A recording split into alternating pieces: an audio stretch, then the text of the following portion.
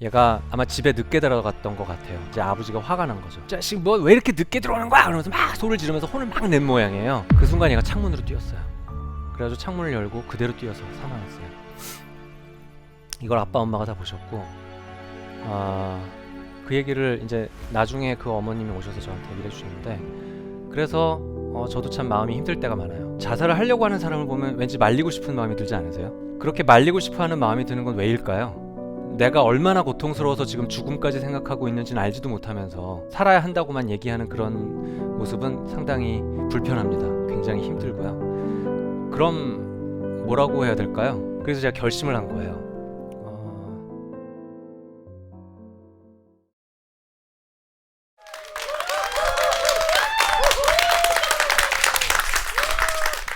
반갑습니다.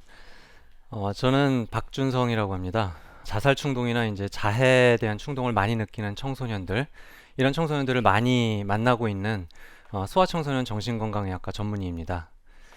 저 자신이 중학교 때, 청소년 때부터 저 자신도 죽음에 대한 충동을 좀 많이 느껴본 바가 있어서 제가 이런 정신과 전문의로서 일하고 있다는 게 저에게는 천직이라고 느껴집니다. 제가 군의관 때 하루에 한 20명 정도 진료를 했었는데요. 그 중에 한 10명 정도는 자살 충동이나 자살 기도를 해서 온 그런 병사들이었습니다. 이 사람들 중에 한 명이 지금도 이제 제가 기억에 남는데요. 그 병사는 그런 얘기를 했어요. 그 자기 아빠가 어릴 때부터 많이 때렸다. 엄마도 때렸고, 엄마는 그래서 자꾸 집을 가출했고, 뭐 학교 가서 또 따돌림 당하고, 학교에서 공부도 못 한다고 선생님한테 뭐 좋은 소리도 못 듣고, 이 친구가 이제 대학을 가지도 못했어요. 집도 되게 가난했고, 그래서 이제 집에 있다가 자기는 군대에 끌려왔다는 거죠. 그러면서 저한테 그러더라고요. 자기가 할 줄 아는 것도 아무것도 없는데 왜 살아야 되냐고. 제가 마음이 먹먹하더라고요. 정말 왜 살아야 하는 걸까? 죽으면 지옥 가니까? 아니면 뭐 가족에게 죄를 짓는 거니까? 자살을 하려고 하는 사람을 보면 왠지 말리고 싶은 마음이 들지 않으세요? 그렇게 말리고 싶어 하는 마음이 드는 건 왜일까요? 정확하게는 잘 모르겠어요. 그런데 저도 그 뒤로 이유를 계속 찾았지만 잘 모르겠더라고요. 그 친구한테는 그랬어요. 나중에 나도 네가 살아야 될 이유는 잘 찾지 못하겠다. 근데 다만 내 마음속에 분명한 건 네가 죽지 않기를 바라는 마음은 있는 것 같아. 근데 네가 이렇게 힘들다고 하니 내가 과연 너한테 삶을 강요할 수 있을지 모르겠다. 그 이후에 그 친구가 아마 의병 전역을 했던 걸로 저는 기억을 해요. 지금은 살아있는지 죽어있는지 정말 잘 모르죠. 제가 진료를 하는 친구 중에 그 친구가 한동안 오지 않으면 두려워요. 진짜 이 친구가 혹시 어떻게 된 건 아닐까. 그 친구가 그렇게 해서 의병 전역을 하고 난 뒤에도 저 자신에게 그 질문은 굉장히 항상 남아 있었어요. 과연 왜 사는 것일까? 왜 죽으면 안 되는 것일까? 우리는 왜 다른 사람을 살려야 하는 것일까? 여기에 대해서 계속 생각을 해왔지만 저는 아직도 답을 잘 모르겠어요. 어떤 게 과연 정답인지. 왜 사냐고 물어보면은 좀 느낌이 어떠실 것 같으세요? 저 죽고 싶은데 근데 참고 사는 거예요. 이렇게 말씀하시는 분도 조금은 있겠죠. 대개 사람들은 살만하니까 살고요. 그냥 그럭저럭 괜찮으니까 사는 거예요. 우리가 이런 분들한테 조언을 할 때에도 살아야 하니까 살아야 합니다. 이런 식으로 얘기하기보다는 그 사람이 차라리 좀 살만하게 도와줄 필요가 있습니다. 그래서 그 사람이 요새는 죽고 싶은 마음이 그렇게 들지는 않는 것 같아요. 또 살만하고요. 이런 식의 얘기가 나오도록 우리가 도와줄 필요가 있는 것 같습니다. 어쨌건 제가 여러분한테 한번 던져보고 싶은 질문은 이거예요. 여러분이 만약에 이렇게 죽고 싶은 마음이 많이 있다고 가정을 할 때 다른 사람이 그래도 살아야지, 네가 죽으면 되니? 그런 생각하면 안 돼. 라고 얘기를 하면 어떤 느낌이 느껴질까? 어떨 것 같으세요? 좀 저 사람이 날 잘 모르고 있다라는 느낌 느껴지지 않으세요? 약간 답답한다. 날 이해를 못한다.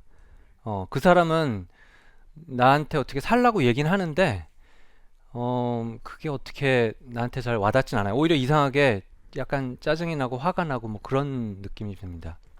이렇게 죽고 싶어 하는 마음이 강한 사람에게 살아야 한다고 강요하지 않았으면 좋겠어요. 그 사람은 그렇게 죽고 싶은 마음이 강할 만큼, 그만큼의 큰 고통이 있었던 거고, 그 고통스러운 상황은 그렇게 쉽게 바뀌지 않아요. 내가 얼마나 고통스러워서 지금 죽음까지 생각하고 있는지는 알지도 못하면서 살아야 한다고만 얘기하는 그런 모습은 상당히 좀 불편합니다. 굉장히 힘들고요. 그럼 뭐라고 해야 될까요? 강요를 하지 않는다면, 살아야 한다고 얘기는 하지 않는다면, 그냥 살면 좋겠다. 근데 살아야 한다고 내가 얘기를 할 수는 없을 것 같고, 선택은 너에게 달려있는 거겠지? 뭐 이런 정도? 좀 강요까지의 느낌은 아니었으면 좋겠습니다. 두 번째는 섣불리 위로하지 않았으면 좋겠다는 겁니다. 우리는 이렇게 힘들어하는 사람을 보면은 선뜻 위로를 하고 싶거든요. 잘 될 거예요. 아이, 그 괜찮을 거예요. 이런 식의 얘기를 하게 되는데, 한번 상상해 보세요. 여러분이 아침에 급하게 출근하려고 막 뛰다가 계단 같은 데를 올라가는데 삐끗한 거예요. 그래가지고 무릎이 되게 좀 아파요. 그래가지고 며칠째 아파가지고 아이고 왜 이러지? 그러면서 이제 병원에 가봤어요. 그랬더니 정형외과에서 인대가 조금 나갔어요. 그러면서 에? 인대가요? 그랬더니 수술할 정도는 아니시고요. 그런데 그렇다고 해서 아프긴 되게 아프시죠? 그거 좀 이제 무리해서 큰 운동은 하시면 안 돼요. 약 좀 드시고 물리치료 받으시고 이제 조심해서 아껴 쓰셔야 돼요. 이런 얘기 들으시면 여러분이 이제 어떤 생각이 들까요? 이제 내가 늙어가나? 뭐 이러면서 참 운동도 이제 뭐 재밌는 거 못 하겠네. 뭐 이런 생각도 드시면서 마음이 좀 깝깝할 거예요. 근데 그날 저녁 때 친정어머니한테 전화가 오는 거죠. 얘야, 어떡하니? 저기 내가 아무래도 피싱 당한 것 같아. 한 3천만 원 날린 것 같다. 어떡하니? 그러면서 막 친정엄마가 얘기를 해요. 그러면 어떠실 것 같으세요? 엄마 왜 그랬어? 아이고 사귄 걸 몰라? 그걸 왜 바보같이 얼마나 그거 어떻게 해가지고 지금 찾을 수 없어? 그러면서 막 여기저기 전화하고 경찰서 전화하고 아는 사람 전화하고 막 했는데 방법이 없다. 그러면 이제 뭐 한 두세 시간 확 흘렀을 거고요. 정말 막 답답할 거예요. 막 너무 속상하고 그런 마음이 들 거예요.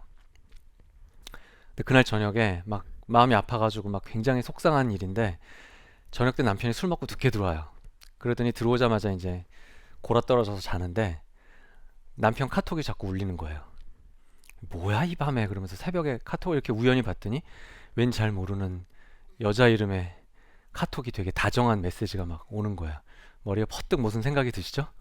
설마 외도인가? 뭐 이런 생각이 들면서 갑자기 오늘 하루가 확 주망등처럼 지나가면서 무릎 아파.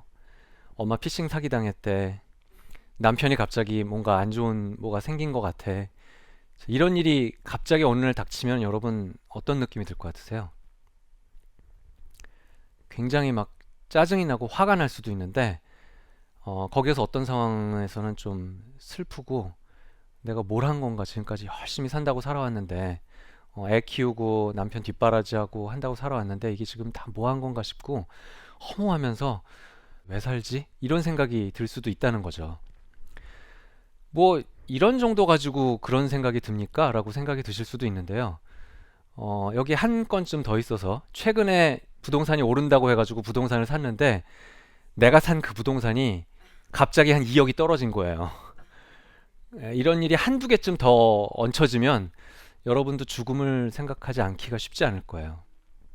무슨 말씀을 드리려는 거냐면 이 죽음에 대한 생각이라는 거는 꼭 그렇게 우울증이라는 대단한 병이 걸려가지고 여러분이 그렇게 죽고 싶은 생각이 드는 게 아니라 여러분이 연타석으로 계속 안 좋은 일들을 경험하시다 보면 죽음은 언제든 여러분 머릿속에 들 수가 있는 생각이라는 거죠. 세 번째 제가 말씀드리고 싶은 거는 섣부른 조언을 좀 이것도 조심해야 된다는 겁니다. 자해를 되게 많이 하는 여학생이었어요. 저한테 왔는데 이 친구가 오자마자 다짜고짜 학교 선생님 욕부터 하는 거예요. 그 선생님은 뭐 XX 막 쌍욕부터 막 왜 그러냐 그래가지고 내가 물어봤더니 선생님이 처음에는 얘기를 잘 들어줬다는 거예요. 그래가지고 그럼 좋았겠네. 근데 이게 좀 친해지기 시작하니까 이제 선생님이 좀 더 이렇게 그 친근하게 얘기를 하기 시작하다가 이제 약간 잔소리도 좀 하고 약간 좀 조언을 하기 시작하는 거죠. 그 자해를 왜 해? 아프잖아. 그런 거 하지 마. 처음에는 괜찮죠. 선생님 뭐 이러면서 얘기를 하지만 근데 이제 너 그 뭔가 우울하다는 그 래퍼 음악 많이 듣는다며. 야, 그런 음악 들으니까 네가 자꾸 자해하는 거야.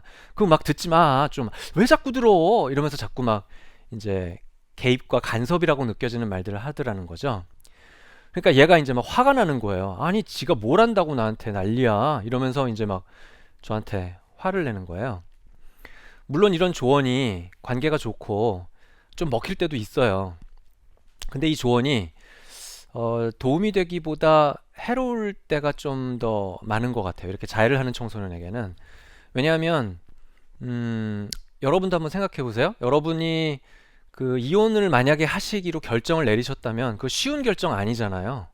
굉장히 고민하셨을 거예요. 그때 이혼을 나 하고 싶어서 해 이런 사람 있을까요?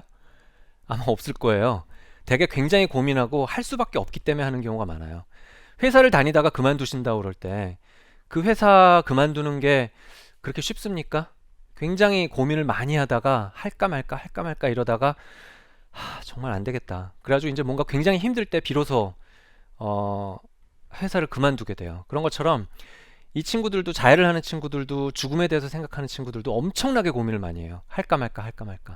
그러다가 이제 자해를 막 하게 되고 자살 기도를 하게 되고 막 그러는데 이 친구한테 그렇게 손쉽게 하지 말라고 얘기를 하는 이런 그 조언들이 잘 먹히지도 않을 뿐더러 굉장히 화가 난다는 거죠. 그럼 이 친구들한테는 조언을 어떻게 할 수 있을까요? 조언을 하지 말라는 건가요? 그건 아니에요. 다만 할 수는 있는데 이 조언을 이 친구가 받아들일 때 과연 그렇게 내 뜻대로 잘 받아들일지를 좀 생각을 해보시면서 조심스럽게 할까 말까를 선택하실 필요가 있다는 거죠. 만약 이제 자해 안 하기를 바라는 마음을 표현하신다면은 이것도 아까 그거랑 똑같아요. 그 자해를 안 하면 좀 좋겠다라고 표현을 하는데 근데 강요할 수는 없겠지? 뭐 이런 정도로 아주 가볍게 좀 하시는 게 좋을 것 같습니다.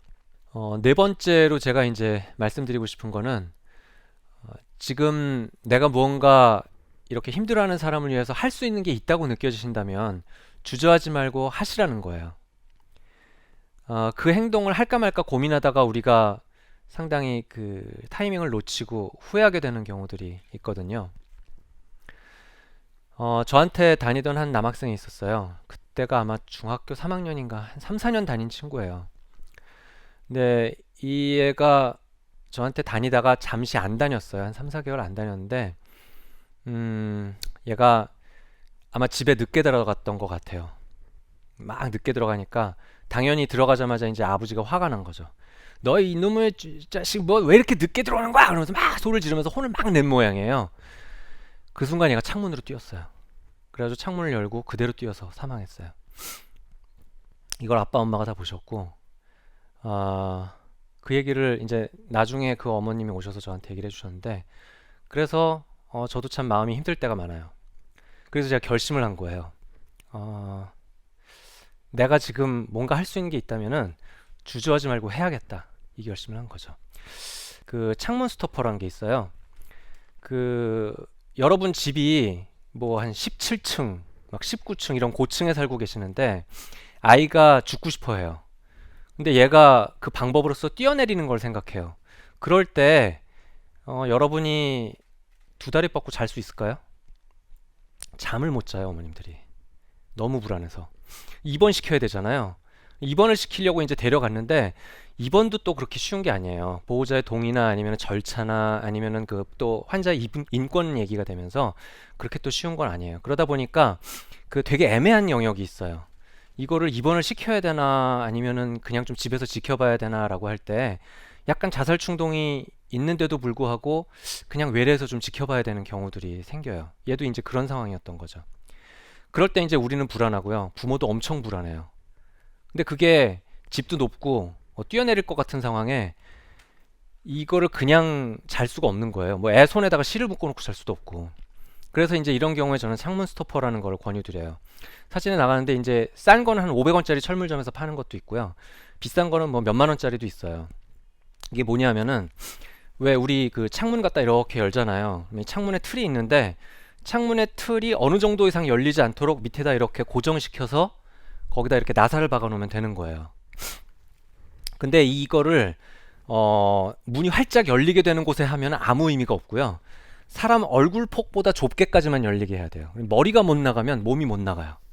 그래서 머리가 못 빠져나갈 정도로 해서 거기까지만 딱 놓은 상태에서 드라이버로 잠그시면 돼요.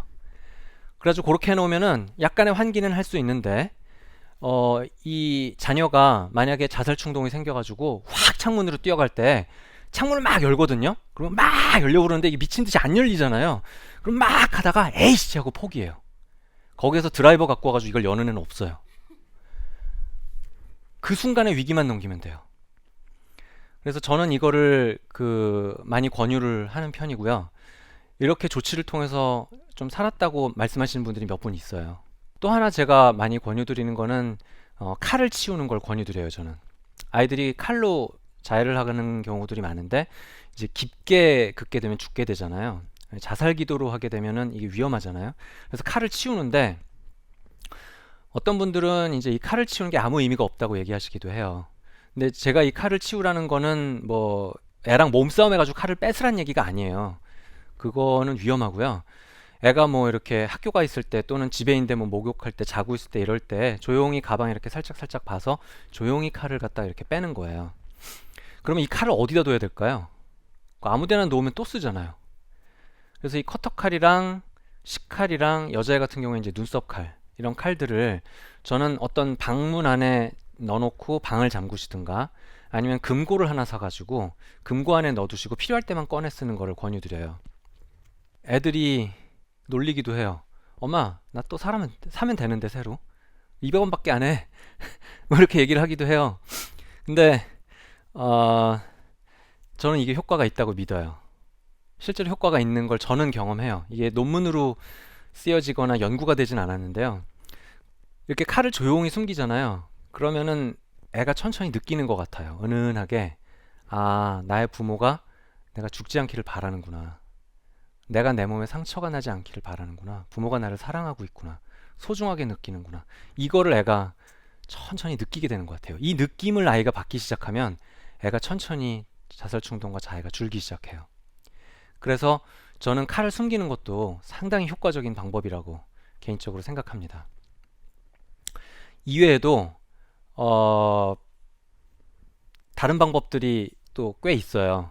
뭐 입원이라든지 상담이라든지 약물 치료라든지 여러분이 지금 주저하고 있다고 해도 주저하지 마시고 이게 좀 필요할 것 같다라고 생각되시면 얼른 하세요. 그게 나중에는 후회가 돼요. 그걸 안 했을 때. 그래서 그걸 하시기 바라고요. 이렇게 자살 충동이나 자해를 하는 친구들과 상담한다는 건 상당히 위험하기도 하고 좀 무서워요. 저도 상담할 때가 때로는 이게 한 번의 말실수가 사고로 이어지지 않을까 싶어서. 근데 오늘 제가 말씀드린 몇 가지 조언들이 여러분에게 약간의 도움이 되었으면 하고요. 대개 분들은 그러면 뭐 어쩌라는 거냐, 이게 뭐 조언도 하지 말고 뭐 애들한테 뭐 위로도 하지 말라는 거냐, 그게 아니고요. 상식적인 방법이 대체로 좀 먹힐 때도 있는데 극단적으로 힘든 사람에게는 이런 상식적인 방법이 통하지 않을 수도 있다는 것을 여러분이 좀 아실 필요가 있다는 거예요. 뭐 많은 분들이 자살 충동이 높은 사람과 얘기를 할 일은 별로 없을 거예요. 그런데 여러분이 오늘의 강의를 통해서 여러분의 삶 속에 좀 적용할 수 있는 어떤 영감을 얻으실 수 있으면 좋겠습니다. 네, 감사합니다.